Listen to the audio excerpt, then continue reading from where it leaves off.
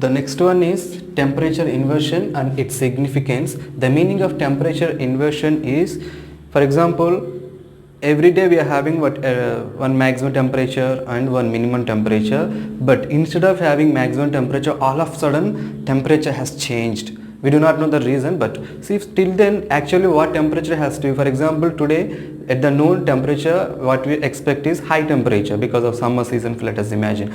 So but when instead of having high temperature, all of a sudden very low temperature we are able to see. Why that all of a sudden that low temperature? Because of different factors. That all of sudden changes in the temperature we call temperature inversion. Actually what temperature has to be there, instead of that some other temperature, instead of high temperature low temperature maybe, or instead of low temperature we may see high temperature. The sudden changes in the climate or in the weather because of due to some factors that we call temperature inversion. So its significance means what are the reasons especially. See, for example, if I taught you what are the different layers in the atmosphere. So in troposphere temperature will be little high, but when we go to stratosphere, as we go in vertical section, temperature again it will fall for every 1 kilometer.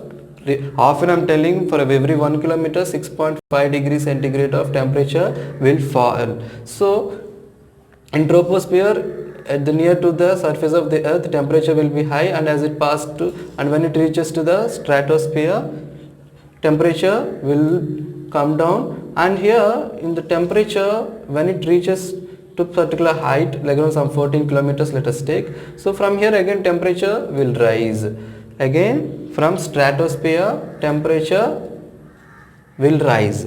So from troposphere to the tropopause temperature is falling, but when it reaches to the tropopause and when it is entering into the stratosphere, throughout the stratosphere again temperature is rising. So here also air is there, and here also air is there. Here also air movement will be there, here also air movement will be there. So while the air which is present in the stratosphere, while it is moving, instead of moving in one plane, that means at one height, so this air may move towards the troposphere, or troposphere air may move towards the stratosphere. So here temperature is little less, and when the high temperature which is present in the stratosphere will come to the troposphere, and all of a sudden it may change the temperature, or the troposphere temperature which is there may go to the stratosphere, and this layer temperature can be changed because of the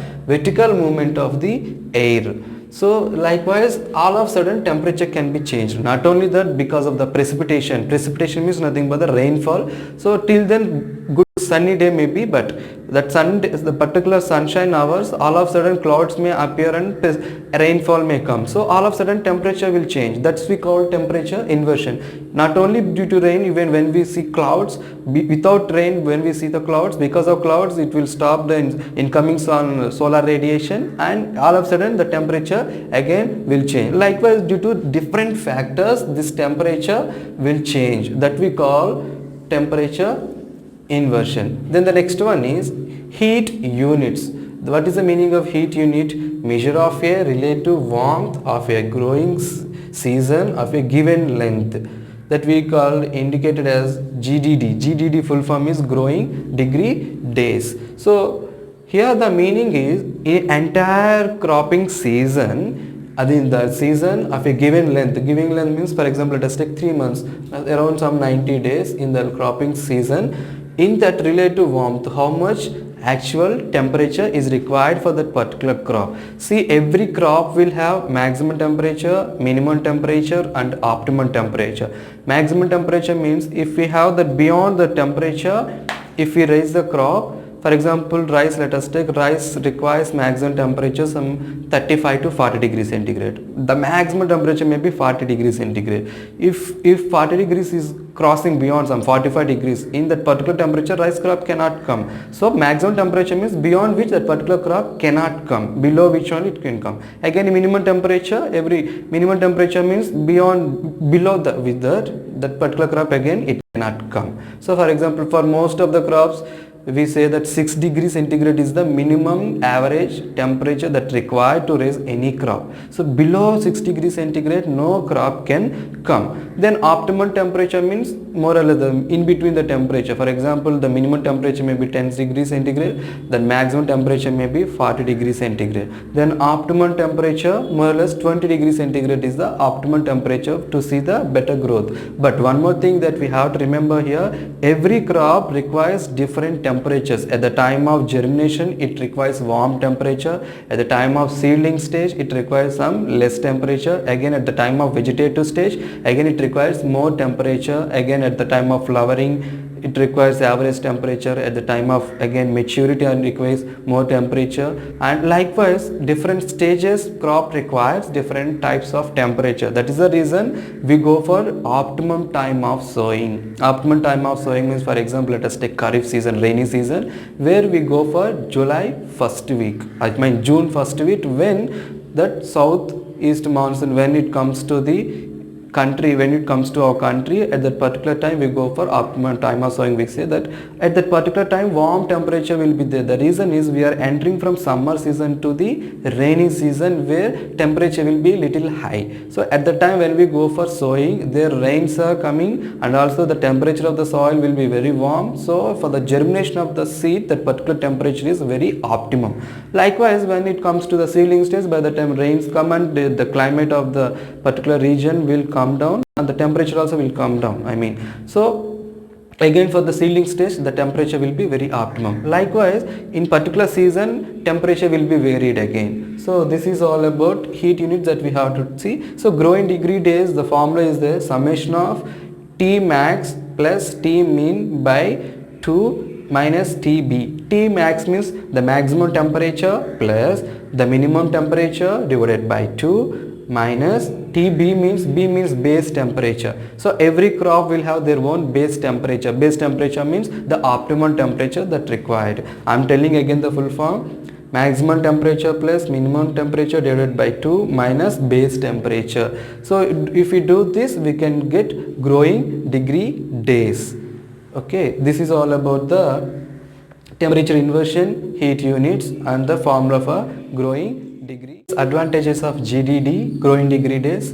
The first one is to forecast agricultural operations. So when we know that particular temperature is there, accordingly we can go for agricultural operations. For example, during summer season we go for summer plowing, and followed by we will go for land preparation. So likewise we will go for the forecasting of agricultural operations. The next one is forecast of crop harvest dates. See, in that particular time only crop can be harvested, because the particular crop requires that particular temperature to get matured. So we have to coincide the reproductive stage of the crop to that particular temperature. By looking at this growing degree days, we can know that particular time only this particular temperature is coming. So accordingly we have to plan and go for sowing date.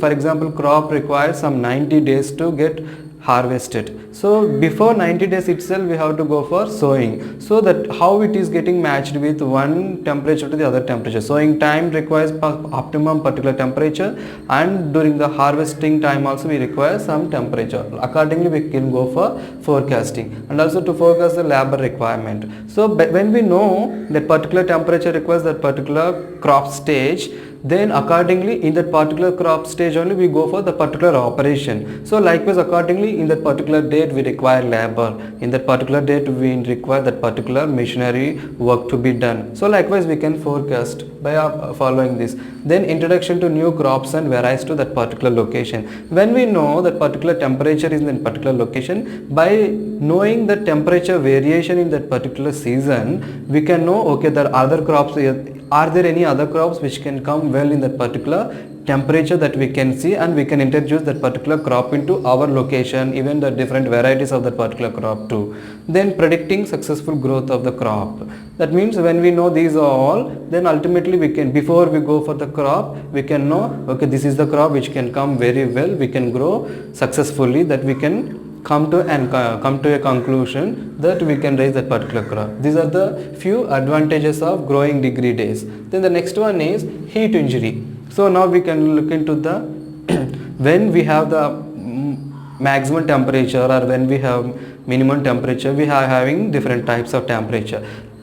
Can all crops come under the high temperature, and can all crops come under the very low temperature? That we'll see now. If the crops which are coming in low temperature, can they survive in high temperature, and the crops which comes well in high temperature, can they survive in low temperature? Let us see. So here in heat injury is nothing but the thermal death point. That means because of the heat, that particular crop or the particular plant or tree will undergo some activities that which will be blocked, and ultimately we can see the death of the plant. That's why we call thermal death point.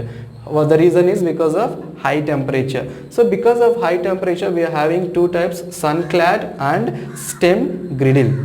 So these are the two types of causes which are killing the plant. Sun-clad means, see, every day we'll be having, during the daytime temperature will be very high, during the night time the temperature will be very less. So when that particular crop or the particular tree undergoes the maximum temperature, during the night time minimum temperature, it will affect the bark of the plant or bark of the tree. So that's why the outermost portion of the bark will be coming down, and we can see some damages which are happening to the few barks of the tree. So this is the reason why bark will be getting affected. Then the next one is stem griddle. Stem griddle means, see, when temperature is very high, see, I am growing one small plant in the field, just imagine, and after I sow the crop, small plant have come, and when from the sun, when temperature is hitting the surface of the soil will get heat up so much. So for example, 40 degrees centigrade of temperature is coming from the sun to the earth, but this particular soil temperature will be more than 40 degrees centigrade because of the continuous heat which is hitting the soil surface. So when this stem which is joining into the root, this collar region, we call this particular region where temperature is very high, the temperature will attack the stem of the plant, and ultimately that particular plant will die because of the high temperature which is present on the surface of the soil. Because the surface plant also is touching when it is coming out from the soil to the atmosphere. So here in that particular location, that particular high temperature will hit the stem of the plant, and here in this location, because of the high temperature, stem griddle will happen, ultimately the death of the plant we can see. So these are the two types of heat injury. The next one is cold injury. Cold injury means because of very low temperature the plant will get affected. First one is chilling injury. Chilling injury means because of very low temperature plant cannot survive by its own because of the low temperature, because that particular plant requires high temperature. Because of the low temperature, this particular crop cannot come. That we can see in sugarcane, we can see the pale color leaves. The reason is chilling injury. Why I am telling sugarcane means sugarcane crop will undergo all the seasons, Kharif season, Rabi season and summer season. During the winter season, that means Rabi season, we can see some pale color streaks on the leaf of the sugarcane, because sugarcane cannot come very well under very low temperature. That is the reason. And next one is freezing injury. Freezing injury means when we have very low temperature. That means in the plant we know that cells will be there, and also so many metabolic activities which are happening inside the plant. How the main source is water. Water will transport all the minerals, nutrition, whatever it may be inside the plant for the metabolic activities. So when we have freezing injury means when we have very low temperature, the water content which is present in the in the plant, in between the cells, that we call intracellular space, and even inside the intracellular space, the water which is present or the liquid which is present inside the plant will become ice. That means all the water which will become ice crystals, and they will act as a blocking to the crop, so that there won't be any movement in the plant. So ultimately we can see the death of the plant. In short form, we can see the ice crystals which are formed inside the plant will cause the blockage of the minerals and nutrition, whatever it may be, and ultimately it will cause the death of the plant. Then the next one is suffocation. When we look at the suffocation, during very temperate regions where the temperature is very less, there where we see snowfall, and also on the surface of the earth, surface of the soil, we can see snow accumulation. That means snowfall accumulation during the winter season. When snowfall accumulation is there on the surface of the soil, that means it is covering entire soil with the ice, and also it will cover the plant also. The plants which are very less in height, they also will be covered because of this snow. When the snow fully covered the soil as well as the plant, there won't be any oxygen and carbon dioxide exchange taking place. Plant cannot take the carbon dioxide from the environment, also it cannot give the oxygen to the environment because of blockage of this snow. It cannot exposed out. So because of which plant will undergo suffocation, and ultimately we can see death of the plant. Then the last one is heaving. Heaving means in the soil itself, when the temperature is very less, the moisture which is present in the soil will become ice. And when it becomes ice, nearby the roots, for example here let us see, when the water which is present in the soil becomes ice, and when this ice becomes so much hard, and this ice will expand within the soil. When it expands, ultimately it will break the soil nearby the root zone. So when it breaks, because of the expansion, soil will get disturbed and it will break one another. So when this breakage happens, ultimately this particular plant will be uprooted or disturbed the roots of the plant. So when the roots of the plant get disturbed, ultimately we can see the death of the plant. That's why we call the uprooting of the roots due to the ice crystals which are present inside the soil, which are formed because of low temperature. When they expand in the soil itself, then that breakage will happen. Ultimately the uprootment of plant will happen, that will cause to the death of the plant. So these are the 4 types of cold injury. The first one is chilling injury, the second one is freezing injury, third one is suffocation, and the last one is heaving. So heat injury and cold injury is very important for the short note. So this is all about the lecture number 5. Thank you.